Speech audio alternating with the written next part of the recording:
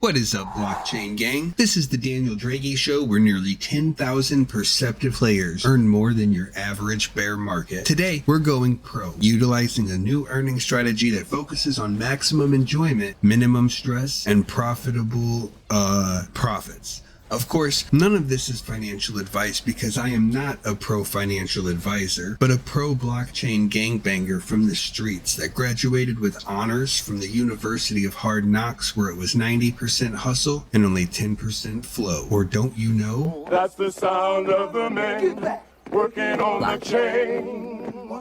Gang. That's the sound of the man working on the chain. Gang.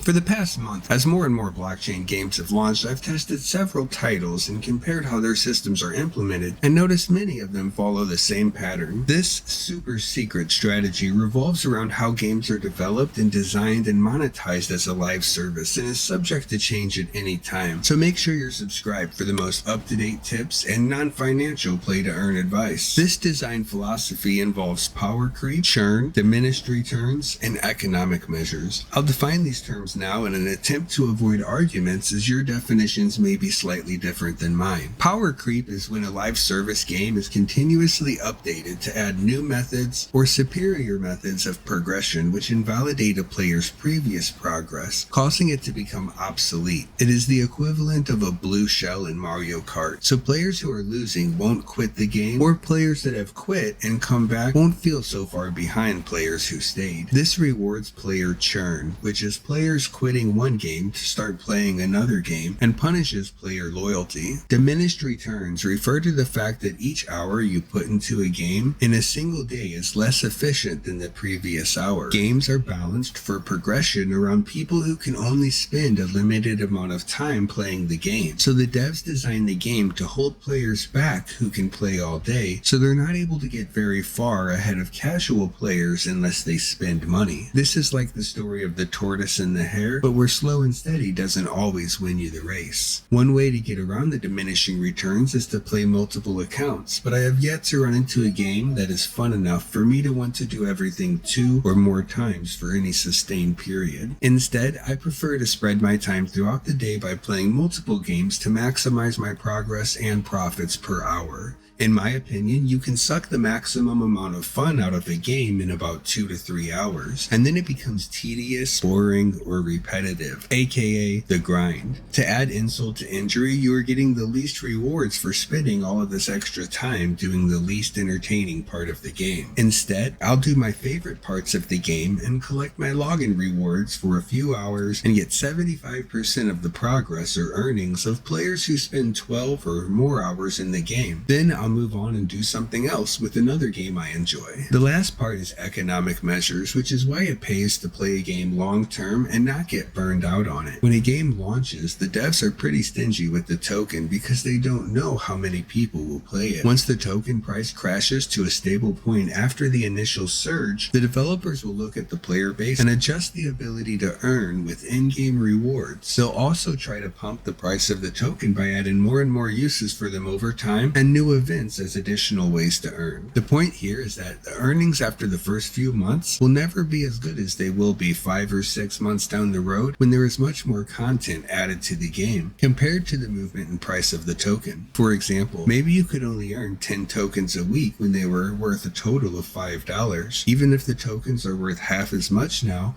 but you could earn 50 in a week because of your progression and updates to the game, you're still earning more than before. However, you will only be able to take advantage of this if you were playing the game during that entire period, at least progressing at a steady pace due to the devs combating low-power bots and excluding them from this content. By using a calendar with all specific daily and weekly events, you can plan what time of the day to do your daily quest and then complete the most fruitful events at the same time. I plan to go a step further and include a $sign to signify if it is an event that is for earning, and add extra $signs to signify how important that event is to the total weekly earnings of that game. Keep in mind that when I say earnings or progression, I pretty much mean the same thing. If you made $10 and use that to make your character stronger, it is the same as if you cashed it out. So I'm not just earning more from this strategy, but I am also able to progress very quickly in each game by being a piker. A piker is someone who spends the smallest amount of money possible to get by. I put a personal limit of $10 per game and half of all profits. That means that I'll spend about $5 in the cash shop on the very best value items, and then I'll spend another $5 on NFTs or the token itself to get the most value for my $10 when the price is right. By that I mean 80 to 90% off of the expected value, so my $10 is actually more like $100 in progress to some players. This puts me miles ahead of any free player, even if they play the game for 24 hours a day. I will be coming out with a pay to win like a pro guide soon, with many more tips about spending your money in play to earn games. I'll use this advantage to skip the 2 to 3 week delay in earnings a typical free player must endure, further snowballing my lead with a very small personal investment that I gained from playing other games. Now, to stay competitive, I will still not earn anything for the first few weeks, and only invest my earnings into more progression. The third week will usually be the first week I cash anything out, and the timing will be purely based upon the current price fluctuations, which can easily net you an extra 10 to 20% profit if you're patient. In the fourth week, I'll reinvest my earnings as progress, but I have to decide if it's better to use it in the cash shop or use it for the tokens to get the most bang for my buck. Then I'll keep flipping back and forth between progress and earnings until I no longer wish to play the game anymore and do a final cash out. This is why I would prioritize any game with both a token and NFT mechanism. The NFT is like a severance package that not only allows you additional ways to earn, but it's like a final bonus check you get when you're finished playing that you get to keep or invest into your next game. The NFT market also works as a global economy, so when the local server economy in a game is far worse shaped than other servers, players are not forced to move servers or wait for a merge to earn or progress as fast as other players. It's very helpful to use a spreadsheet like this one to track your monthly profits and expenditures. Here I will have a new tab for each month where I track my spending, earnings, the date, game, and if it was from selling an NFT or a token. I also use a reminder an hour before the reset of each game to make sure I have logged in for the day before it's too late. The last advice I have is to make sure you review a game's terms of service or check their Discord to make sure if it is safe to use an emulator or run multiple accounts so you don't get banned from a game you are enjoying. Also make sure to follow the official game announcements for updates to the game and how they might affect your schedule and strategy. Thank you all for watching. Don't forget to like and subscribe so we can do this again sometime.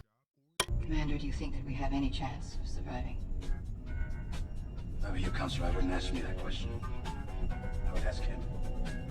Why? Because he's the one who believes in miracles.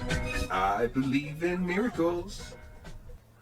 Since you came along, you sexy thing.